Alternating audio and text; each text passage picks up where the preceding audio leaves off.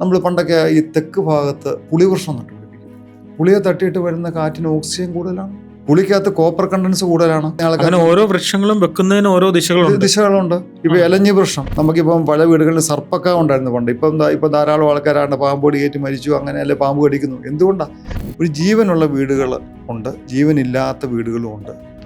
ഏത് നാളുകാർക്കാണ് ഈ കിഴക്ക് നല്ലത്? അത് നാളെന്നുള്ളതല്ല, അവരുടെ ഗ്രഹനില വെച്ചാൽ തെക്ക് കിഴക്കേ ഭാഗം. അവിടെ നമുക്ക് വഴിയോ വാതിലോ ഒന്നും വരരുതെന്ന, സർവനാശത്തെ ചെയ്യുന്ന. ഈ വടക്ക് കിഴക്കിൻ്റെ പ്രത്യേകത എന്ന് പറഞ്ഞാൽ അവിടെ കുബേരനും ദേവനും അസുരനും എല്ലാം നമുക്കൊരു ആനുകൂല്യങ്ങൾ ചെയ്തു തരുമെന്നൊരു വിശ്വാസമാണ്. പക്ഷേ അവിടെ വെച്ച് നമ്മൾ അധർമ്മങ്ങൾ ചെയ്യാൻ പാടില്ല. അധർമ്മങ്ങൾ ചെയ്തു കഴിഞ്ഞാൽ തെക്ക് പടിഞ്ഞാറ് ഭാഗത്ത് കന്യമൂലയിൽ ഐശ്വര്യം ഇരിക്കുന്നതെന്നുമാണ് വാസ്തുവിശ്വാസം. കന്യമൂലയിൽ അതുപോലെ സ്ത്രീ ദൈവങ്ങളും ഗണപതിയും വസിക്കുന്നു എന്നാണ്. കന്നിമൂല നല്ലതാണെങ്കിൽ നമുക്ക് തലമുറകൾക്ക് അറിവുകൾ കിട്ടുള്ളൂ, വിദ്യ കിട്ടുള്ളൂ, വിദ്യ കൊണ്ട് പ്രയോജനം കിട്ടുള്ളൂ. നമ്മൾ ഓരോ വീടുകളിൽ പ്രശ്നങ്ങളായിട്ട് ചെന്ന് കഴിയുമ്പോൾ അവർ ഈ തെക്ക് പടിഞ്ഞാറ് ഭാഗത്തോ വടക്ക് കിഴക്കേ ഭാഗത്തോ ഈ ടോയ്ലറ്റുകൾ വല്ലതും ഉണ്ടാവും, അഡീഷണലായിട്ട് ചെയ്ത് വെച്ചേക്കും. ഒരു 2 സെൻറ്റ് ഉള്ളെങ്കിൽ പോലും നമുക്ക് ആദ്യമാണെങ്കിൽ അതിൻ്റേതായ വാസ്തുവിൻ്റെ കണക്കുകൾ ഒപ്പിച്ച് ചെയ്യാൻ പറ്റും. ഈ അടുക്കളയുടെ കന്നിമൂല ഭാഗത്ത് അവരുടെ ഗണപതിയെ ദൈവങ്ങളെ വെച്ചേക്കും. ഒരു ഗണപതി നടത്തുന്നതൊക്കെ അടുക്കളയല്ല, വീടുകളിൽ ഒത്ത മധ്യത്തിൽ ബ്രഹ്മസ്ഥാനം എന്ന് പറയും. അവിടെ സ്റ്റെയർ കേസ്, അതുപോലെ തന്നെ ഈ നടുമുറ്റം പോലുള്ള കുഴികളൊന്നും വരാൻ പാടില്ല. പണ്ടത്തെ നാലുകെട്ടുകളുടെ നടുമുറ്റം എങ്ങനെയാണെന്ന് ചോദിച്ചാൽ അതിൻ്റെ ഇപ്പോൾ ഇത്തരത്തിലുള്ള വിശ്വാസങ്ങൾ അന്ധവിശ്വാസങ്ങളാണെന്നും അത് അശാസ്ത്രീയമാണെന്നും എഴുതി തള്ളുന്ന ഒരു പരിഷ്കൃതരെന്ന് പറയുന്ന ജനസമൂഹം വാസ്തവത്തിൽ പരിഷ്കൃതരാണോ? നമസ്കാരം, ശ്രീ ഷാജി ജോസഫ് ഇടമുറുക. നമസ്കാരം. This video is powered by Melam curry പൗഡറുകൾ. ഈ വാസ്തുവും കെട്ടിടങ്ങളും അല്ലെങ്കിൽ കെട്ടിടം പണിയുമ്പോൾ വാസ്തു നോക്കേണ്ടതുണ്ടോ? വാസ്തുവിന് എത്രത്തോളം ഇമ്പോർട്ടൻസ് ഉണ്ട്? എന്താണ് ഈ വിഷയത്തിൽ പറയാനുള്ളത്? ഈ പ്രകൃതിയായിട്ട് യോജിച്ച് പോകാനുള്ള വ്യവസ്ഥകളാണ് വാസ്തുശാസ്ത്രം പറയുന്നത്. അപ്പം നമുക്ക് ജീവൻ കൊടുക്കുക, വീടുകൾക്ക് മനുഷ്യന് ജീവനുള്ളതുപോലെ നമ്മൾ വാസ്തുവിശ്വാസപ്രകാരം വീടുകൾക്ക് ജീവൻ കൊടുക്കുക എന്നുള്ളതാണ് വാസ്തുവിൻ്റെ ലക്ഷ്യം. ഒരു മനുഷ്യനെ മുന്നോട്ട് കൊണ്ടുപോകുന്നത് അവൻ്റെ ആജ്ഞാചക്രമാണ്. നമ്മളിപ്പോൾ ഒരു കാര്യം മറന്നു കഴിയുമ്പോൾ ഇങ്ങനെ വെക്കും. ഹിന്ദു വിശ്വാസികളിലൂടെ ചന്ദനം ഇടും, മുസ്ലിങ്ങൾ നിസ്കരിക്കും, ക്രിസ്ത്യൻസ് കുരിശു വരയ്ക്കും. ഇത് വൃക്ഷം പോലെ ആയിരിക്കുന്ന ഈ ചക്ര പരമശിവൻ്റെ തൃക്കണ്ണം എന്ന് പറയും. അപ്പം 2 തലച്ചോറിൻ്റെ ഭാഗത്ത് ഏകോപിപ്പിച്ച് കൊണ്ടുവന്ന ഈ ചക്രയാണ്. അപ്പം വാസ്തു ഒത്ത ഒരു വീട്ടിലേക്ക് നമ്മൾ കടന്നു ചെല്ലുമ്പോൾ ഈ ആജ്ഞാചക്രം സജീവമാവും. അപ്പം ടെൻഷൻ ഇല്ലാതെ നമുക്ക് കാര്യങ്ങൾ പറയാനും ഗ്രഹിക്കാനും പഠിക്കാനും ഒക്കെ പറ്റുന്ന നല്ലൊരു മാനസികാവസ്ഥ തരും. അപ്പം വീട്ടിലെ പഞ്ചഭൂതങ്ങളുടെ ആരോഗ്യപരമായ സമന്വയം, ഊർജം അഥവാ ജീവനുണ്ടാവും. ഇപ്പം നമ്മളൊരു വാഹനം ഓടണമെങ്കിൽ അവിടെ പഞ്ചഭൂതങ്ങളുടെ സമന്വയം വേണം, അല്ലെങ്കിൽ നമ്മുടെ ശരീരം എല്ലാം പഞ്ചഭൂതങ്ങളിൽ അധിഷ്ഠിതമാണ്. അപ്പോൾ ആരോഗ്യമുള്ള പഞ്ചഭൂതങ്ങളിലെ ഒരവസ്ഥയും അതിൻ്റെ ഒരു സംയോജനം കൊണ്ട് കൂടി വരുമ്പോൾ അവിടെ വാസ്തുശാസ്ത്രത്തിന് പ്രസക്തി ഉണ്ടാവും. അവിടെ അതിൻ്റെ കണക്കുകൾക്കനുസരിച്ച് നമ്മൾ നിർമ്മിതി നടത്തി കഴിയുമ്പോൾ ജീവനുള്ള നിർമ്മിതികളുണ്ടാവും. അവിടെ വസിക്കുന്ന ആൾക്കാർക്ക് അഷ്ടൈശ്വര്യങ്ങൾ അനുഭവിക്കാൻ പറ്റും. ഏത് സമയത്താണ് ഈ വാസ്തു നോക്കേണ്ടത്? നമ്മളിപ്പോൾ ഒരു കെട്ടിടം പണിയുമ്പോൾ അല്ലെങ്കിൽ നമ്മൾ പലതും കേട്ടിട്ടുള്ളത് വാസ്തുപ്രകാരം കുഴപ്പമുള്ളത് കൊണ്ട് ഞാനത് പൊളിച്ചു, അല്ലെങ്കിൽ എവിടെയാണ് നമ്മൾ ഇതിനെ? ശരിക്കും പ്രകൃതി എന്ന് പറഞ്ഞു കഴിഞ്ഞാൽ മനുഷ്യന് മാത്രം അവകാശപ്പെട്ടതല്ല. നമ്മൾ പാമ്പുകൾക്കും പക്ഷികൾക്കും ദൈവികമായ സ്ഥലമുണ്ട്. രാജഭൂമി, ദേവഭൂമി, ബ്രഹ്മഭൂമി, ഇങ്ങനെ 3 തരത്തിലുള്ള ഭൂമികളുണ്ട്. അപ്പം ദൈവങ്ങളുടെ സ്ഥലമുണ്ട്. അപ്പം ദൈവം ഉണ്ടെങ്കിൽ നമുക്കറിയാം മറുവശം ഉണ്ടാകും, പൈശാചികമായിട്ടുള്ള സ്ഥലങ്ങളുണ്ട്, അല്ലെങ്കിൽ നെഗറ്റീവ് എനർജി ഉള്ള സ്ഥലങ്ങളുണ്ട്. അവയെല്ലാം പ്രകൃതിയുടെ ഒരു ആവശ്യമാണ്. അപ്പോൾ മനുഷ്യാലയം പണിയാനായിട്ട് അത്തരത്തിലുള്ള ചില ലക്ഷണം പറയുന്ന ഭൂമികളുണ്ട്. അത് തിരഞ്ഞെടുക്കുക, അവിടെ ആരോഗ്യപരമായ നിർമ്മിതികൾ നടത്തുക, പ്രകൃതിയായിട്ട് യോജിച്ച് പോകത്തക്ക വ്യവസ്ഥകളിൽ അവിടെ നിർമ്മിതി നടത്തുക. അവിടെ എങ്ങോട്ടായിരിക്കണം അതിൻ്റെ ദർശനം, എവിടെയായിരിക്കണം അടുക്കള സ്ഥാനം, നമ്മുടെ ശയനാലയങ്ങൾ എവിടെ വേണം, നമുക്ക് ഉപയോഗിക്കാനുള്ള ജലത്തിൻ്റെ സാമീപ്യം ഏത് ഭാഗത്തായിരിക്കണം, അല്ലെങ്കിൽ ആൾക്കാരെ മരിച്ചു കഴിഞ്ഞ് അടക്കാനോ ദീപിക്കാനോ ഉള്ള സ്ഥലം എവിടെയായിരിക്കണം, അവിടെ ഏതൊക്കെ വൃക്ഷങ്ങൾ അനിവാര്യമാണ്, അല്ലെങ്കിൽ നമ്മുടെ കുലദേവതമാരുണ്ടെങ്കിൽ അല്ലെങ്കിൽ ദൈവങ്ങളുണ്ടെങ്കിൽ അവയെ ഏത് ഭാഗത്ത് സ്ഥാപിക്കണം, പൂജാമുറി എവിടെയായിരിക്കണം, സ്റ്റെയർ കേസ് എവിടെയായിരിക്കണം, ഇങ്ങനെയൊക്കെ. ഇപ്പം നമ്മുടെ മനുഷ്യനാണെങ്കിലും ഇല്ല, കൈയിരിക്കേണ്ടടുത്ത് കാലിരുന്നാൽ ശരിയാകത്തില്ലല്ലോ എന്ന് പറഞ്ഞതുപോലെ തന്നെ നമ്മൾ ഒരു വീടിന് ഇന്ന ഭാഗങ്ങളിൽ ഇന്നതായിരിക്കണമെന്ന് വാസ്തുശാസ്ത്രം പറയുന്നുണ്ട്. അപ്പോൾ ഏതാണ്ട് ഒരു 28 വർഷമായിട്ട് ഞാൻ ഈ മേഖലയിലുണ്ട്. അപ്പോൾ എൻ്റെ അനുഭവത്തിൽ നമുക്കിത് നിഷേധിക്കാൻ പറ്റത്തില്ല. പിന്നെ മറ്റൊരു കാര്യം എന്താണെന്ന് ചോദിച്ചു കഴിഞ്ഞാൽ നമുക്കറിയാം ഈ സമൂഹത്തിലെ ബുദ്ധിജീവികളെന്ന് അവകാശപ്പെടുന്ന ആൾക്കാർ, ഇപ്പോൾ സാധാരണ ഇവിടെയുള്ള രാഷ്ട്രീയക്കാർ അല്ലെങ്കിൽ സിനിമാക്കാർ അല്ലെങ്കിൽ വലിയ ബിസിനസ്സുകാർ സിവിൽ സർവീസുകാർ അങ്ങനെയൊക്കെയുള്ള ആൾക്കാരെയാണ് നമ്മൾ ബുദ്ധിജീവികളായിട്ടൊക്കെ കണക്കാക്കുന്നത്. അപ്പോൾ ഇവരെല്ലാം ഇത് ഫോളോ ചെയ്യുന്നുണ്ട്. അപ്പം അവരുടെ അനുഭവം വെച്ച് നമുക്കിത് നിഷേധിക്കാൻ പറ്റത്തില്ല. ഇപ്പം നെഗറ്റീവ് എനർജി ഉള്ള വീടുകളുണ്ട്. നമ്മൾ തന്നെ നമുക്കറിയാലോ, ചില വീടുകളിലോട്ട് കയറി ചെന്ന് കഴിയുമ്പോൾ ഒരു നെഗറ്റീവ് ഫീലിംഗ് ഉണ്ട്. അത് കുടിലാണെങ്കിലും കൊട്ടാരമാണെങ്കിലും വീടിൻ്റെ വലിപ്പമോ സൗന്ദര്യമൊന്നും അല്ല അവിടെ വിഷയം. ഒരു ജീവനുള്ള വീടുകൾ ഉണ്ട്, ജീവനില്ലാത്ത വീടുകളും ഉണ്ട്. ചിലയിടത്ത് കയറി കഴിഞ്ഞാൽ നമുക്ക് ആരോഗ്യ പ്രശ്നങ്ങളുണ്ടാവും, രോഗം കൂടുതലാണ്. ചിലയിടത്ത് നമുക്ക് കുട്ടികൾ പഠിക്കത്തില്ല, അല്ലെങ്കിൽ ഭാര്യയും ഭർത്താവും സന്തോഷകരമായിട്ട് പോകത്തില്ല. കാരണം അവിടെ ഒരു പോസിറ്റീവ് ഫീലിംഗ് ഇല്ല അവിടെ. അപ്പോൾ ഏതായാലും അത്തരത്തിലുള്ള ജീവനുള്ള വീടുകൾ നിർമ്മിച്ച്, വാസ്തുശാസ്ത്രപ്രകാരം നിർമ്മിച്ച് നമുക്ക് അഷ്ടൈശ്വര്യങ്ങൾ അനുഭവിക്കാനും സമൃദ്ധമായിട്ടും സന്തോഷമായിട്ടും ജീവിക്കുവാനുമുള്ളൊരു നിർദ്ദേശങ്ങളും പദ്ധതികളുമാണ് വാസ്തുശാസ്ത്രത്തിൻ്റെ അടിസ്ഥാനം. സ്ഥലം വാങ്ങുമ്പോൾ വാസ്തു നോക്കും. അതെ, അത് മുമ്പേ ചോദിച്ചതിന് ഞാൻ പൂർണ്ണമായിട്ട് ഉത്തരം തന്നില്ലായിരുന്നു. അതായത് ശരിക്കും പറഞ്ഞു കഴിഞ്ഞാൽ ഞാൻ പറഞ്ഞല്ലോ, മനുഷ്യന് മാത്രം അവകാശപ്പെട്ടതല്ല ഭൂമി. അപ്പം മനുഷ്യന് താമസിക്കാനുള്ള ഭൂമി തിരഞ്ഞെടുക്കേണ്ട സമയം തൊട്ട് വാസ്തുശാസ്ത്രത്തിൻ്റെ ഒരു കണക്കാണ്. അതറിയാവുന്ന ആൾക്കാർ അപ്പം സ്ഥലങ്ങൾ മേടിക്കാൻ നേരത്ത് ചില ആൾക്കാർ 8ഉം 10ഉം ഫ്ലോട്ടൊക്കെ കണ്ടുവച്ചിട്ട് എന്നെ കൊണ്ട് പോകാറുണ്ട്. പോയിട്ട് നമ്മൾ പറയും നിങ്ങളുടെ, അതുപോലെ അവരുടെ നാളെ, അവരുടെ ജനന സമയം വെച്ച്, അവരുടെ ഗ്രഹനില വെച്ച് ചില ആൾക്കാർക്ക് തെക്കോട്ട് ദർശനമുള്ള വീട് പോലും വളരെ നല്ല ഗംഭീരമായിരിക്കും. ചിലർക്ക് കിഴക്കോട്ടാണ് നല്ലത്. സാധാരണഗതിയിൽ നമ്മൾ പറയും ഏറ്റവും നല്ല കിഴക്ക്, പിന്നെ വടക്ക് കിഴക്ക്, പിന്നെ വടക്ക്, 8 ദിക്കുകളുണ്ട്, 8 ദിക്കുകളുണ്ട്. പിന്നെ പടിഞ്ഞാറ് തെക്ക്, പിന്നെ ഈ തെക്ക് പടിഞ്ഞാറ് വടക്ക് പടിഞ്ഞാറ് എന്നൊക്കെ പറയുന്ന ദിക്കിലേക്ക് വീടാകരുത്. അത് ഈ വിദിക്കിലേക്കെന്ന് പറയും. പക്ഷെ അതിൻ്റെ അകത്ത് ഈ വടക്ക് കിഴക്ക് ദിക്കിലേക്ക് നമുക്കാകാം. അതിന് ചില കാര്യങ്ങളൊക്കെ അവിടെ ചെയ്യണമെന്നുള്ള, അങ്ങനെ 5 ദിക്കുകളിലേക്ക് വീട് പണിയാം. അപ്പോൾ അതിൻ്റെ അകത്ത് അങ്ങനെ വീട് പണിയാൻ പറ്റിയ സ്ഥലമാണ് 5 ദിക്കുകൾ. ഏറ്റവും നല്ലത് കിഴക്ക്, വടക്ക് കിഴക്ക്. ഇച്ചിരി ചെരിഞ്ഞിരുന്നാലും കുഴപ്പമില്ല, വടക്ക് കിഴക്കോട്ടിരുന്നാൽ കുഴപ്പമൊന്നുമില്ല. കുബേര ഏത് നാളുകാർക്കാണ് ഈ കിഴക്ക് നല്ലത്? അത് നാളെന്നുള്ളതല്ല, അവരുടെ ഗ്രഹനില വെച്ചാൽ. ഓക്കെ. ഇപ്പം നമ്മളിപ്പം അങ്ങനെ പൊതുവേ നമ്മൾ പറയുന്നത് കിഴക്ക് തെറ്റുവരികയല്ല, വടക്ക് കിഴക്ക് കുഴപ്പമില്ല. വടക്ക് നല്ലതാണ്. 3. പിന്നെ പടിഞ്ഞാറ് നല്ലതാണ്. 4. തെക്ക് കുഴപ്പമില്ല. തെക്കിന് പരിഹാരമുണ്ട്. എങ്കിലും തെക്കിന് ഒരു പേരുദോഷമുണ്ട്. കാരണം തെക്ക് മുഖമായിട്ടിരിക്കുന്ന ഒരു വീടിനെ സംബന്ധിച്ച് തെക്ക് വശത്ത് 4 രാശികളാണ്. അതിൽ ഈ ആകത്ത് എന്ന് പറഞ്ഞു കഴിഞ്ഞാൽ അഗ്നികോണം, അതായത് മിഥുനൻ രാശി എന്ന് പറയും, തെക്ക് കിഴക്കേ ഭാഗം. അവിടെ നമുക്ക് വഴിയോ വാതിലോ ഒന്നും വരരുതെന്ന, സർവനാശത്തെ ചെയ്യുന്ന. 2 കർക്കടക രാശി. കർക്കടകം എന്ന് പറഞ്ഞാൽ തന്നെ പറയാം കാർക്കോടകം, വിഷരാശി എന്നാണ് പറയുക. അതിൻ്റെ സിമ്പൽ ഞണ്ട, പുറകോട്ടേ പോകുന്ന.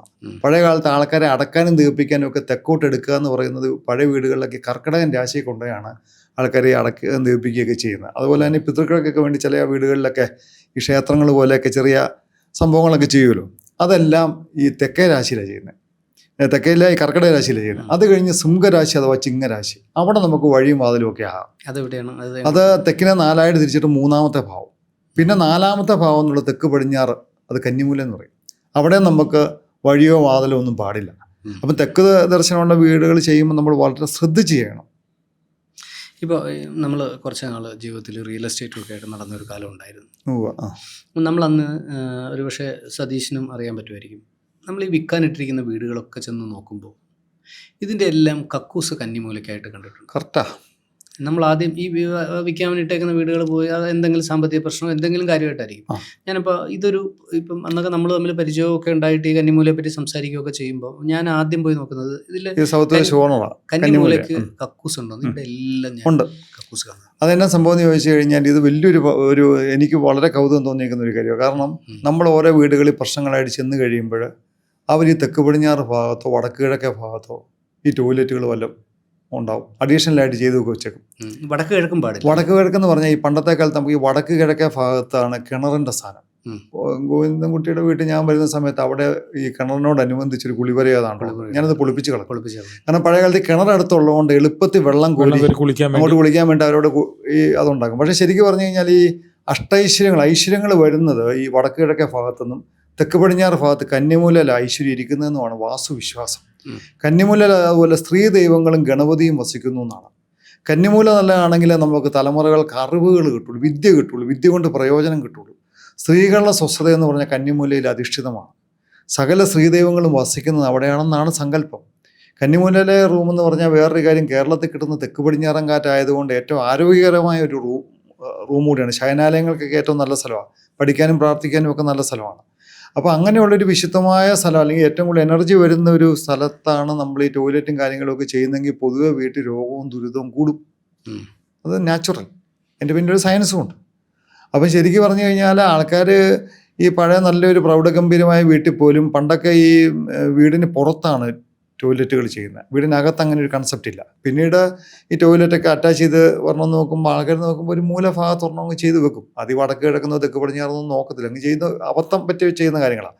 അപ്പം നല്ല ലക്ഷണമൊത്ത സ്ഥലത്ത് ലക്ഷണപ്രകാരം പണിതേക്കുന്ന ഒരു വീട്ടിൽ ഇത്തരത്തിലുള്ള ദോഷങ്ങൾ ചെയ്യുമ്പോൾ അവിടെ സർവനാശത്തെ ചെയ്യും.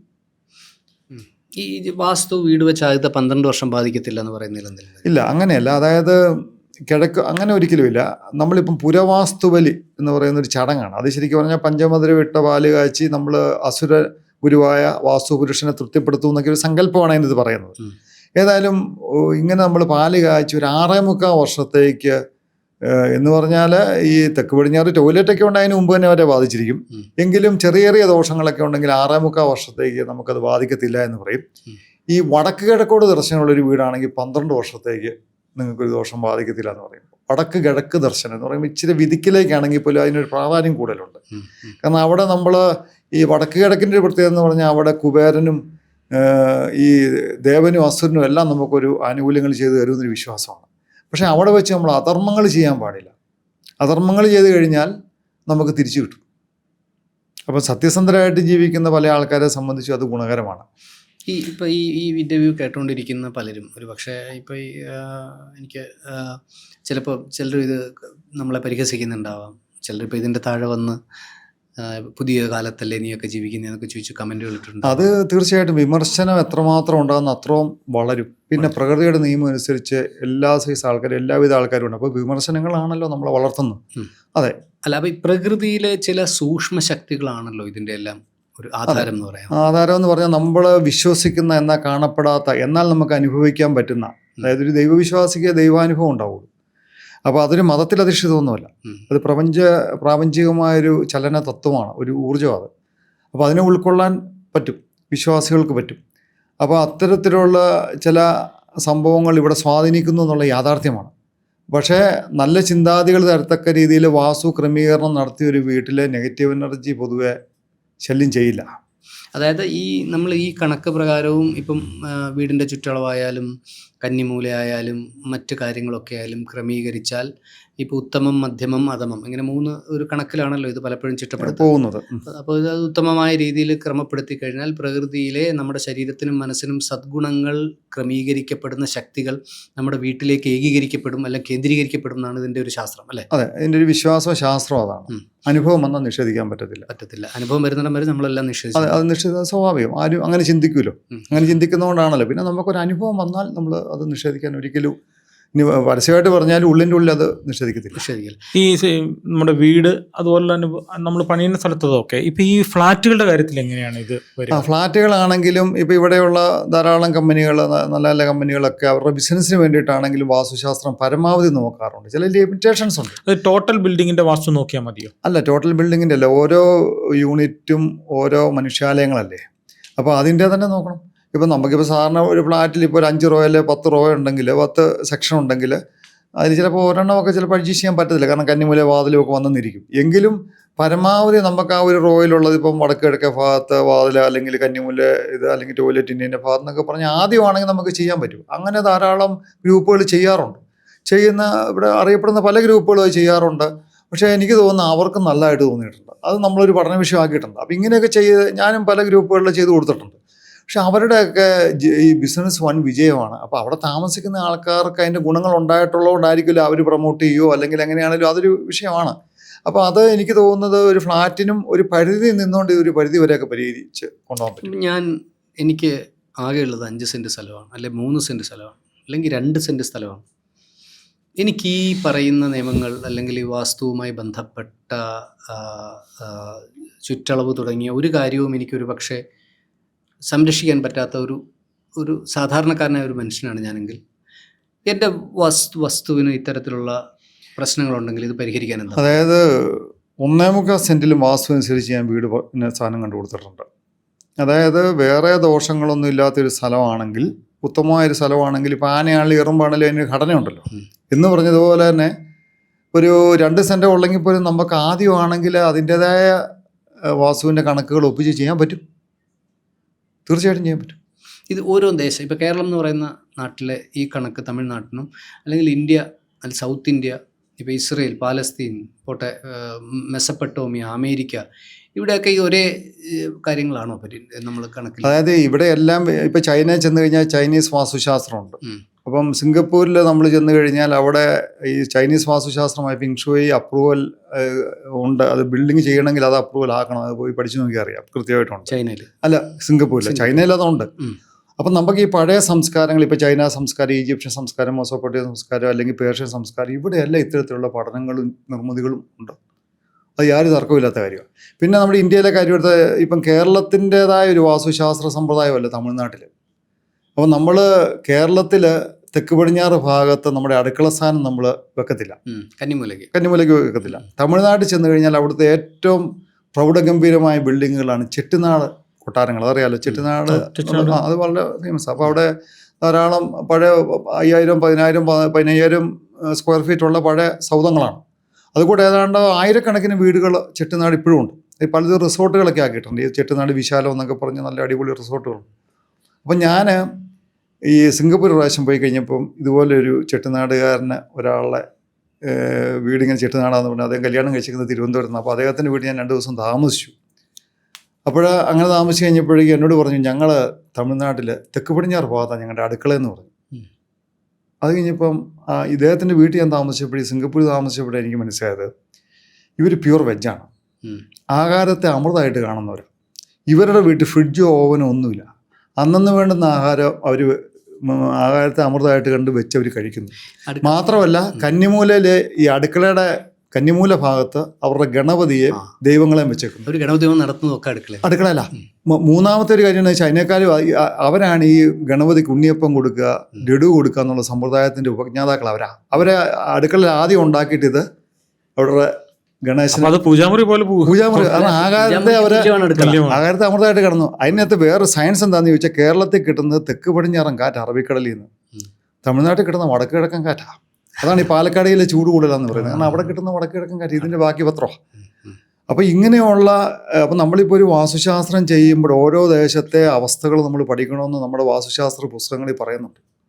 അപ്പോൾ അവിടെ ചെന്ന് അവിടുത്തെ പുഴകളുടെ കണക്ക്, വിൻഡ് ഡയറക്ഷന്, അതായത് ഈ കാറ്റിൻ്റെ കണക്ക്, അവിടുത്തെ ഋതുഭേദങ്ങളുടെ കണക്ക്, അവിടെ ഉള്ള പ്രസിദ്ധമായ ക്ഷേത്രങ്ങൾ എവിടെയൊക്കെ സ്ഥിതി ചെയ്യുന്നു, അവിടുത്തെ പ്രധാനപ്പെട്ട വീതി ഏതാണ്, അങ്ങനെ ധാരാളം കാര്യങ്ങൾ മനസ്സിലാക്കിയ ശേഷം വേണം നമ്മൾ അവിടെ ഒരു നിർദ്ദേശം കൊടുക്കാമെന്ന് പറയുന്നുണ്ട്. അപ്പോൾ തമിഴ്നാട്ടിലും ഇപ്പം ഈ പാലക്കാട് ജില്ലയുടെ ഈ ചേർപ്പുളശ്ശേരി ഞാൻ കുറച്ച് ദിവസം ഒന്നും പോയി ഒരു വീടിന് സാധനം കണ്ടു. അപ്പം ഞാൻ അവിടെ കൊടുത്തത് വടക്ക് പടിഞ്ഞാറേ ഭാഗത്ത് ഐലൻഡ് പോലെ തള്ളി നിർത്തി കിച്ചൺ ചെയ്യാൻ പറഞ്ഞു. കാരണം അവർ നോൺ വെജ് ആയതുകൊണ്ട് അങ്ങനെ ചെയ്യാൻ ഞാൻ പറഞ്ഞു. അപ്പോൾ വാസ്തവത്തിൽ ഈ അവിടെ കിട്ടുന്നത് ഈ പറഞ്ഞ ചൂട് കൂടിയ തമിഴ്നാട്ടിലെ കാറ്റാണ് കിട്ടുന്നത്, വടക്ക് കിഴക്കൻ കാറ്റാണ് കിട്ടുന്നത്. അപ്പോൾ അതനുസരിച്ച് നമ്മൾ പറഞ്ഞു കൊടുക്കണം. അതേസമയത്ത് ഇപ്പോൾ നമ്മൾ ഗോവയിൽ പോയി കഴിഞ്ഞാൽ കേരളത്തിലെ പോലെയാണ്, UAE പോയി കഴിഞ്ഞാൽ കേരളത്തിലെ പോലെയാണ്, നമ്മുടെ വിൻഡ് ഡയറക്ഷൻ കിട്ടുന്ന അവിടെ അങ്ങനെയാണ്, ബോംബെയിലതെ. അപ്പോൾ നമ്മൾ ആ ഓരോ സ്ഥലത്തെ കാര്യങ്ങൾ അത് പഠിച്ച് അതിനെക്കുറിച്ചുള്ള അറിവ് വേണം. അപ്പോൾ ഇതൊരു വലിയൊരു പഠന വിഷയമാണ്. അപ്പോൾ അങ്ങനെ നമ്മൾ ഏതായാലും ഒരു ജീവനുള്ള നിർമ്മിതി നടത്താൻ വേണ്ടിയിട്ട് പ്രധാനമായിട്ട് വേണ്ടത് പ്രാണവായുവാണ്. നമ്മൾ നേരം പോക്കിനാലും പറയും അവൻ്റെ കാറ്റ് പോയെന്ന് പറയും. ശരീരത്തും ജീവനും തമ്മിൽ ബന്ധിപ്പിക്കുന്ന പ്രാണവായുവാണ്. അപ്പോൾ ആ പ്രാണവായുവിൻ്റെ സഞ്ചാരം വളരെയധികം പ്രാധാന്യമുണ്ട്. വീട് ശ്വാസം മുട്ടിയാൽ അതിൽ താമസിക്കുന്നവരും ശ്വാസം മുട്ടും. തീർച്ചയായിട്ടും സംശയം തരിക. നമുക്ക് ഇത്ര സെക്കൻഡ് നേരം ശ്വാസമില്ലാതെ ജീവിക്കാൻ പറ്റുമോ? അതും ആ വീടിന് പരിസരത്തുള്ള വൃക്ഷങ്ങൾക്ക് വളരെയധികം പ്രാധാന്യമുണ്ട് കേട്ടോ. കാരണം നമ്മൾ പണ്ടൊക്കെ ഈ തെക്ക് ഭാഗത്ത് പുളിവൃക്ഷം നട്ടുപിടിപ്പിക്കും. പുളിയെ തട്ടിയിട്ട് വരുന്ന കാറ്റിന് ഓക്സിജൻ കൂടുതലാണ്, പുളിക്കകത്ത് കോപ്പർ കണ്ടൻസ് കൂടുതലാണ്, പുളി ധാരാളം കഴിക്കുന്ന ആൾക്കാർ. ഓരോ വൃക്ഷങ്ങളും വെക്കുന്നതിന് ഓരോ ദിശകളുണ്ട്. ഇപ്പോൾ ഇലഞ്ഞി വൃക്ഷം കിഴക്ക് വശത്ത് നല്ലതാണ്, മുളവൃക്ഷങ്ങൾ തെക്ക് പടിഞ്ഞാറും വടക്ക് കിഴക്കും നല്ലതാണ്. അതുപോലെ തന്നെ നമുക്കിപ്പം പല വീടുകളിൽ സർപ്പക്കാവ് ഉണ്ടായിരുന്നു പണ്ട്. ഇപ്പം ധാരാളം ആൾക്കാരാണ് പാമ്പ് കടിയേറ്റ് മരിച്ചു, അങ്ങനെയല്ലേ പാമ്പ് കടിക്കുന്നു. എന്തുകൊണ്ടാണ്? പഴയ കാലത്ത് നമുക്കൊരു 10-15 ഏക്കർ പുരയിടം ഉണ്ടല്ലേ, 2 ഏക്കർ പുരയിടം ഉണ്ടെങ്കിൽ നമ്മൾ ആ ഇഴജന്തുക്കളും പ്രകൃതിയുടെ ഭാഗമാണ്. ദൈവം എല്ലാം സൃഷ്ടിച്ചു, അതെല്ലാം നല്ലതെന്ന് കണ്ടെന്ന ബൈബിളിൽ പറഞ്ഞിരിക്കുന്നത്. എല്ലാ ജീവികളെ കൊണ്ടും നമുക്ക് ഉപയോഗങ്ങളുണ്ട്. അപ്പോൾ ഞങ്ങളുടെ വീട്ടിൽ വിഷചികിത്സ ഉണ്ടായിരുന്ന ആൾക്കാർ, പാരമ്പര്യമായിട്ട് വൈദ്യവും ജ്യോതിഷവും ഒക്കെ ഞങ്ങളുടെ വീട്ടിലുണ്ട്, തലമുറകളായിട്ടുണ്ട്. അപ്പോൾ ഏതായാലും അതിൻ്റെ അകത്ത് ഈ പാമ്പിൻ്റെ കൊടും വിഷത്തിൽ നിന്ന് എന്തെല്ലാം ഔഷധങ്ങൾ ഉണ്ടാക്കിയെടുക്കുന്നു. അപ്പം ചുരുക്കി പറഞ്ഞു കഴിഞ്ഞാൽ അവയ്ക്ക് താമസിക്കാനൊരു സ്ഥലമാണ് നമ്മുടെ സർപ്പക്കാവ്. ആരും ശല്യം ചെയ്യാതെ ഇരിക്കാൻ വേണ്ടി സർപ്പക്കാവുകൾ അങ്ങനെയാണ്. അതുപോലെ നമ്മൾ സർപ്പക്കാവിൻ്റെ അകത്ത് ചെറിയൊരു പ്രതിഷ്ഠ, വിളക്ക് കത്തിരും, അവിടെ ചെറിയ കുളമൊക്കെ ഉണ്ടാവും. അതുങ്ങളവരുടെ സന്തോഷത്തോടു കൂടി ജീവിക്കും. ഒരു വീടിൻ്റെ വടക്ക് കിഴക്കേ ഭാഗത്ത് നമ്മൾ കുളിക്കാനുള്ള കുളവും കാര്യങ്ങളും ഒക്കെ ഉണ്ടാകും. അപ്പോൾ പണ്ടത്തെ നമ്മുടെ ആ നിർമ്മിതികളെന്ന് പറഞ്ഞു കഴിഞ്ഞാൽ നമ്മൾ എല്ലാ ചരാചരങ്ങളെയും പരിഗണിച്ചുകൊണ്ട് അവയെ പരിപാലിച്ചുകൊണ്ട് ആ പ്രകൃതിയായിട്ട് യോജിച്ച് പോകാൻ നല്ല വ്യവസ്ഥകൾ ചെയ്തുകൊണ്ട് അതിൻ്റേതായ നന്മ നമ്മുടെ നാടിനുണ്ടായിരുന്നു. ഇപ്പോൾ ഇത്തരത്തിലുള്ള വിശ്വാസങ്ങൾ അന്ധവിശ്വാസങ്ങളാണെന്നും അത് അശാസ്ത്രീയമാണെന്നും എഴുതി തള്ളുന്ന ഒരു പരിഷ്കൃതരെന്ന് പറയുന്ന ജനസമൂഹം വാസ്തവത്തിൽ പരിഷ്കൃതരാണോ?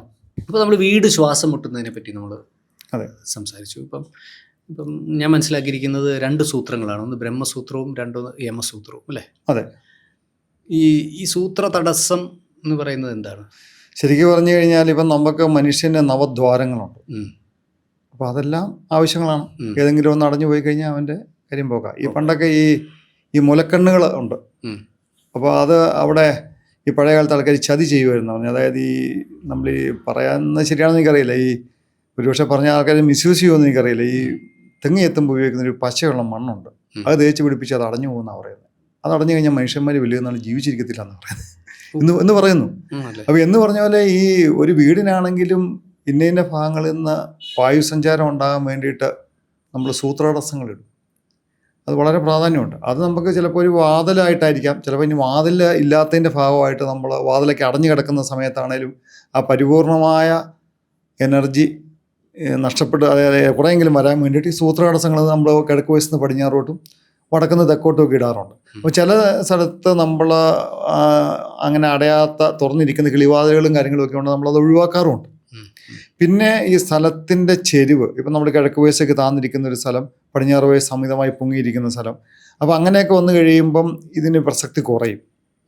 അപ്പം ആ സ്ഥലത്തിൻ്റെ പല ഘടകങ്ങൾ കൊണ്ട് നമ്മൾ വേണമെന്ന് പറയാറുണ്ട്. അപ്പം ഏതായാലും ഈ സൂത്ര തടസ്സങ്ങൾ മാറാൻ വേണ്ടിയിട്ട് ഇങ്ങനെയുള്ള ഈ ബ്രഹ്മസൂത്രത്തിനൊക്കെ വളരെയധികം പ്രാധാന്യമുണ്ട്. വാസ്തുശാസ്ത്രത്തിന് പ്രാധാന്യമുണ്ട്. തെക്ക് കിഴക്കേ മൂലയ്ക്ക് അടുക്കള വന്നാലും തെക്ക് കിഴക്കെന്ന് പറഞ്ഞാൽ അഗ്നികോണ, അത് അടുക്കളയുടെ സ്ഥാനമാണ്.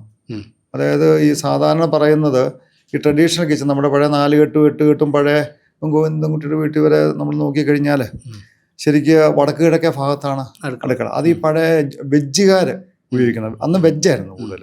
പിന്നെ നോൺ വെജ് വന്നു കഴിഞ്ഞപ്പോഴേക്കും അത് അഗ്നികോണിലേക്ക്, കാരണം ഈ വടക്ക് കിഴക്കേ ഭാഗം എന്ന് പറഞ്ഞാൽ ഈശാന്യ രാശി എന്ന് പറഞ്ഞാൽ അത് മീനൻ രാശിയാണ്. അത് ജൂപ്പിറ്റർ അഥവാ വ്യാഴത്തിൻ്റെ രാശിയാണ്. അപ്പം അതൊരു ബ്രാഹ്മണ രാശിയായിട്ട് നമ്മൾ പറയും, കുറെ കൂടെയൊക്കെ ഒരു ദൈവികതയുള്ള ഒരു രാശിയായിട്ട് പറയും. അപ്പോൾ അത് അവിടെ നമ്മൾ നോൺ വെജ് പാചകം ചെയ്യാൻ ആൾക്കാരൊന്നും മടിക്കും. അപ്പം അങ്ങനെ അഥവാ ഉണ്ടെങ്കിൽ അതിന് ഔട്ട്സൈഡിലെ വീടിന് പുറത്ത് ഒരു സെപ്പറേറ്റ് അടുക്കളയൊക്കെ ഉണ്ടാക്കുന്ന പതിവുണ്ടായിരുന്നു. പക്ഷേ അഗ്നികോണിലാണെങ്കിൽ അത് പറയുന്നില്ല. അത് ബുധൻ്റെ രാശി, മിഥുനൻ രാശി, അവിടെ മത്സ്യമാംസാദികളൊക്കെ ആകാം. അതുകൊണ്ട് നോൺ വെജ് ആണെങ്കിൽ നമ്മൾ പറയും നിങ്ങൾ അഗ്നികോണിലേക്ക് ചെയ്തോളാൻ പറയും. അങ്ങനെ അത് അഗ്നികോണി ചെയ്യും. വടക്ക് കിഴക്കും ചെയ്യും, വടക്ക് പടിഞ്ഞാറും ചെയ്യും. അത് നമ്മൾ ഐലൻഡ് പോലെ തള്ളിയെടുത്ത് ചെയ്യും. വടക്കോട്ട് ഒരു തള്ളു നടത്തിയിട്ട് അവിടെ നമ്മൾ അടുക്കള വെച്ചോളാൻ പറയും. അപ്പോൾ 3 സൈഡ് ഓപ്പൺ ആയി കഴിയുമ്പോൾ വീട്ടിലേക്ക് അല്പം പോലും ഈ സ്മെല്ലോ അല്ലെങ്കിൽ പുകയോ ഒന്നും വരികയില്ല.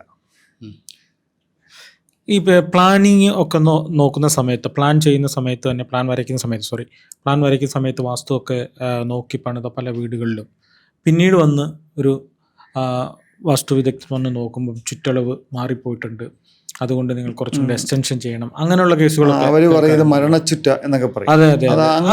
അങ്ങനെയൊന്നുമുള്ള കാര്യങ്ങളില്ല. കാരണം ഇപ്പം മനുഷ്യർക്കിപ്പം പല വെയിറ്റും ഇപ്പം നമുക്ക് കൈയിൻ്റെ ഭാഗത്താണല്ലോ, കൈക്ക് ഓരോരുത്തരും ഓരോ ഇതല്ലേ എന്ന് പറഞ്ഞ പോലെ സംഗതിയുള്ളൂ. വാസ്തവത്തിൽ നമ്മൾ ആ സ്ഥാനങ്ങളൊക്കെ ഇന്ന ഭാഗത്തായിരിക്കുക എന്നുള്ളതാണ്. പഴയ കാലത്ത് ചുറ്റളവിൻ്റെ കണക്ക് പറയുന്നത് ഈ വാസ്തുശാസ്ത്രം എന്ന് പറഞ്ഞാൽ ഒരു വളരെ വിശാലമായ സംഗതി. അതായത് ഇപ്പോൾ ആ വീട് പണിയുന്ന സ്ഥലത്തിൻ്റെ, ഞാൻ പറഞ്ഞ ആ പ്രദേശ പുഴകൾ, വഴികൾ, ക്ഷേത്രങ്ങൾ, അങ്ങനെയുള്ള എല്ലാ കാര്യവും നോക്കിയിട്ടാണ് വാസ്തുശാസ്ത്രം പറയുന്നത്. പക്ഷേ വാസ്തുശാസ്ത്രത്തിൻ്റെ ഒരു ഭാഗമാണ് തച്ചുശാസ്ത്രം. അപ്പോൾ ഈ പഴയ കാലത്ത് നമ്മൾ തച്ചന്മാരെന്ന് വിളിക്കുന്ന നമ്മുടെ ആശാരിമാരെയാണ്. അതിൻ്റെ അകത്ത് 2 സൈസ് ആശാരിമാരുണ്ട്, കല്ലാശാരി, മരയാശാരി എന്നൊക്കെ മധ്യ കേരളത്തിൽ പറയും. അത് മരം പണിയുന്ന ആൾക്കാർ. ഇപ്പം നമ്മൾ അവരെ കല്ലുകൊണ്ട് ഈ 2 സംഗതികൾ കൊണ്ടാണ് കേരളത്തിൽ സാധാരണ വീട് പണിതുകൊണ്ടിരുന്നത്. അതായത് മരവും കല്ലും ഉപയോഗിച്ചാണ് കൂടുതൽ. ഒരു 100 വർഷം മുമ്പത്തെ വീടുകളൊക്കെ പലതും നോക്കി അതിൻ്റെ മേളുവശത്ത് ഓലയാണ് മേയുന്നത്. അതിന് ശേഷമാണ് ഓടുമൊക്കെ വന്നത്. പിന്നെ അങ്ങനെ പല സംഗതികൾ വന്ന് പിന്നെ കോൺക്രീറ്റ് ബംഗ്ലാവുകളായി അങ്ങനെയൊക്കെ അങ്ങ് മാറിപ്പോയത്. അപ്പം ശരിക്കും പറഞ്ഞു കഴിഞ്ഞാൽ ഈ തച്ചുശാസ്ത്രത്തിൻ്റെ ഒരു ഭാഗമാണ് ഈ ചുറ്റളവിൻ്റെ കണക്കും അങ്ങനെയുള്ള കാര്യങ്ങളുമൊക്കെ. അത് വാസ്തുശാസ്ത്രത്തിൽ ഇല്ലെന്നല്ല, എങ്കിൽ പോലും അത് തച്ചുശാസ്ത്രത്തിൽ ആചാര്യന്മാർ ഇത് പണിയുന്ന ആൾക്കാർക്ക് ഒരു ഉത്തരം കറക്റ്റായിട്ട് അത് കൂറണമെങ്കിൽ നല്ല വ്യക്തമായ കണക്കുകൾ ആവശ്യമാണ്. അപ്പോൾ അതിന് വേണ്ടിയിട്ടുള്ള കാര്യത്തിനാണ് കൂടുതലായിട്ട് ഇത്തരത്തിലുള്ള ഈ ചുറ്റളവിൻ്റെ കണക്കും ഇങ്ങനെയുള്ള കാര്യങ്ങളും എല്ലാം ശരിക്കും ഉപയോഗിച്ചുകൊണ്ടിരുന്നത്. ഇന്നത്തെ കാലത്ത് അതിന് വലിയ പ്രസക്തി ഉണ്ടെന്ന് തോന്നുന്നില്ല. കാരണം നമ്മളിപ്പോൾ ഇങ്ങനെ ഇത്ര ചുറ്റളവിൽ പണിയണമെന്ന് പറഞ്ഞാൽ ഒരു കോൺക്രീറ്റ് ബിൽഡിംഗ് ആണെങ്കിൽ അത് തേപ്പ് തന്നെയൊക്കെ വന്നു കഴിയുമ്പോഴേക്കും എങ്ങനെയാണല്ലോ അതിൻ്റെ ഇഞ്ചുകളൊക്കെ വ്യത്യാസപ്പെടും.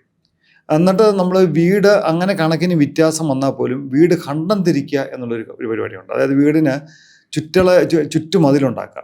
ഇനി വലിയ മതിലല്ല, കരിങ്കല്ലിട്ട് കണ്ടം തിരിക്കും. കാരണം കരിങ്കല്ലിൻ്റെ പ്രത്യേകത അത് പഞ്ചഭൂതങ്ങളെ ലയിപ്പിക്കും. അതായത് അത് കമ്പനും ചെയ്യും, കുതിരും ചൂടാവും. അപ്പോൾ ആ കരിങ്കല്ലിട്ട് നമ്മൾ വീടിന് ചുറ്റിനും കണ്ടം തിരിക്കും. അത് വടക്കും കിഴക്കും കൂടുതൽ സ്ഥലം, വടക്ക് വയസ്സേക്കാളും കുറവായിരിക്കണം തെക്ക്, അല്ലെങ്കിൽ കിഴക്കേക്കാളും കുറവായിരിക്കണം പടിഞ്ഞാറ്. അങ്ങനെ കണക്കിട്ട് വീടിൻ്റെ ഏതാണ്ട് ചുറ്റളവ് എടുത്ത് നമ്മൾ കണ്ടം തിരിച്ച് ഒരു ലക്ഷ്മണരേഖ പോലെ സുരക്ഷിത വലയത്തിലാക്കുന്ന ഒരു കണക്കിനെ കുറിച്ച് വാസ്തുശാസ്ത്രം പറയുന്നുണ്ട്. അപ്പോൾ നമ്മൾ പല വീടുകളും പണിത ശേഷം വീട് കണ്ടം തിരിക്കാറുണ്ട്. കല്ലുപാകി. ഞാനൊരു കാര്യം ചോദിച്ചാൽ, ഒരു വീട്ടിൽ ഒരു വീട് വെക്കുമ്പോൾ ഒരിക്കലും പാടില്ലാത്ത തെറ്റെന്താണ്? പാടില്ലാത്ത കാര്യമെന്ന് പറഞ്ഞാൽ നമ്മൾ ദേവാലയങ്ങളുടെ എതിർവശത്തും അതുപോലെ അതിൻ്റെ കോടി കുത്തിയൊന്നും ഒരിക്കലും വീട് വെക്കാൻ പാടില്ല. അതിപ്പോൾ നമുക്ക് അനുഭവത്തിൽ അത് ആ വീട്ടുകാർക്ക് അതുപോലെ പ്രശ്നങ്ങളുണ്ട്. പണ്ടൊക്കെ അമ്പലവാസികളുണ്ടായിരുന്നു. അവർ അമ്പലങ്ങളുടെ സമീപത്ത് അമ്പലത്തിലെ ജോലിക്ക് നമ്മൾ പറയില്ല പൂ ഓർക്കുന്നവർ അല്ലെങ്കിൽ അവിടുത്തെ ശാന്തിക്കര, അതൊക്കെ അമ്പലവാസികളുടേതായ ചിട്ടയോടുകൂടി ജീവിച്ച് അവിടെ ആ അമ്പലത്തിന് ദോഷം വരാത്ത കണക്കുകൾ ഒപ്പിച്ച് വീടുകൾ വെക്കുമായിരുന്നു. എങ്കിലും നമ്മളിങ്ങനെ ഈ ആരാധനാലയങ്ങളുടെ സമീപത്ത് വീട് വെക്കുമ്പോൾ നമ്മൾ വളരെയധികം ശ്രദ്ധിക്കണം. വീടുകളുടെ ഒത്ത മധ്യത്തിൽ ബ്രഹ്മസ്ഥാനം എന്ന് പറയും, അവിടെ സ്റ്റെയർ കേസ് അതുപോലെ തന്നെ ഈ നടുമുറ്റം പോലുള്ള കുഴികളൊന്നും വരാൻ പാടില്ല. പണ്ടത്തെ നാലുകെട്ടുകളുടെ നടുമുറ്റം എങ്ങനെയാണെന്ന് ചോദിച്ചാൽ അതിൻ്റെ ശയനാലയങ്ങൾ വലുതാണ്, തെക്കിനും പടിഞ്ഞാറ്റിനും വലുതാണ്. അപ്പോൾ ഒത്ത മധ്യത്തിലല്ല ഈ നടുമുറ്റം വരുന്നത്. അപ്പോൾ അത് വേറൊരു സംവിധാനമാണ്. അതായത് വേണ്ട അല്പം കൂടെ വടക്ക് കിഴക്കോട്ട് മാറിയാണ് പലപ്പോഴും നടുമുറ്റം വരുന്നത്. നമ്മൾ ശ്രദ്ധിച്ച് പഠിച്ചാൽ അത് മനസ്സിലാവും. അപ്പം ചുരുക്കി പറഞ്ഞാൽ ഒത്ത മദ്യം ബ്രഹ്മസ്ഥാനം അത് അവിടെ നിർമ്മിതികളോ കുഴികളോ ഒന്നും പാടില്ല. പിന്നെ ഈ പറഞ്ഞ പോലെ നമ്മൾ ഈ പൂജാമുറി എന്നൊക്കെ വെക്കുന്ന സ്റ്റെയർ കേസിൻ്റെ കീഴെ ടോയ്ലറ്റിനോട് അനുബന്ധിച്ച്, അതല്ലെങ്കിൽ ഈ പൂജാമുറിയുടെ സാധനം എന്ന് പറഞ്ഞാൽ സ്ത്രീ ദൈവങ്ങൾക്കും ഗണപതിയാണ് കന്നിമൂലയിലും, പുരുഷ ദൈവങ്ങൾക്കാണ് ഈശാന ഭാഗത്തും, ഒത്ത മധ്യഭാഗത്ത് വിളക്കുമൊക്കെ കത്തിക്കാം. അങ്ങനെയുണ്ട്. അതല്ലാതെ മറ്റുള്ള സ്ഥലങ്ങളിലൊന്നും വെറുതെ ഈ മകരൻ രാശിയിലും കർക്കിടകൻ രാശിയിലും ഒന്നും കൊണ്ട് പൂജാമുറി വെക്കുക, ഇങ്ങനെയൊന്നും ചെയ്യാൻ പാടില്ല. അപ്പോൾ ഇത്തരത്തിലുള്ള ഈ വക കാര്യങ്ങളൊക്കെയാണ് നമ്മൾ കൂടുതലായിട്ട് ശ്രദ്ധിക്കേണ്ടത്. പിന്നെ നമ്മൾ പറയും കിഴക്കോട്ട് തെക്കോട്ട് തലവെച്ച് കിടക്കണം. അതായത് അറിവെന്ന് പറഞ്ഞ അഗ്നിയാണ്, അപ്പം കിഴക്കോട്ടിരുന്ന് പഠിക്കണം. ഇങ്ങനെയൊക്കെയുള്ള കുറേ കാര്യങ്ങൾ. ഏതായാലും ഒരു വീടിന് ജീവൻ ഉണ്ടാകാൻ വേണ്ടിയിട്ട്, അല്ലെങ്കിൽ നമുക്ക് അതിൻ്റെ അകത്ത് സന്തോഷത്തോടുകൂടി താമസിക്കാനും വിശ്രമിക്കാനും ഉറങ്ങാനും ഒക്കെ ആയിട്ട് വാസ്തുശാസ്ത്രപരമായിട്ടുള്ള പ്രകൃതിയുടെ വ്യവസ്ഥകൾ നോക്കി നിർമ്മിതി നടത്തുക എന്നുള്ളത് തലമുറകൾക്ക് നല്ലതായിട്ട് വേണം. ഇതുവരെയുള്ള ഇത് എൻ്റെ അനുഭവത്തിൽ നിഷ്പക്ഷമായിട്ട് ഞാൻ മനസ്സിലാക്കിയിരിക്കുന്നത്. കന്നിമൂല വളരെ ശ്രദ്ധിക്കേണ്ട സ്ഥലമല്ലേ? കന്നിമൂല തീർച്ചയായിട്ടും ശ്രദ്ധിക്കേണ്ടതാണ്. കാരണം അത് അത്രയും പ്രാധാന്യമുള്ളൊരു സ്ഥാനമാണ്. ജലാംശം കുറയ്ക്കുക അല്ലേ? അവിടെ വൃത്തിയായിട്ടിരിക്കുക, അല്പം ഉയർന്നിരിക്കുക. അതായത് എവിടെയാണ് ശരിക്കും കന്നിമൂല വരുന്നത്? സൗത്ത് വെസ്റ്റ് കോർണർ, അതായത് തെക്ക് പടിഞ്ഞാറ് മൂല. ഓക്കെ. ഇത്രയും വിവരങ്ങൾ തന്നതിന് ശ്രീ ഷാജി ജോസഫ് എടപ്പള്ളി, നമസ്കാരം. തീർച്ചയായിട്ടും പ്രേക്ഷകരോട് നന്ദി അറിയിച്ചുകൊണ്ട് നിർത്തുന്നു. നന്ദി. This video is powered by Melam curry പൗഡറുകൾ.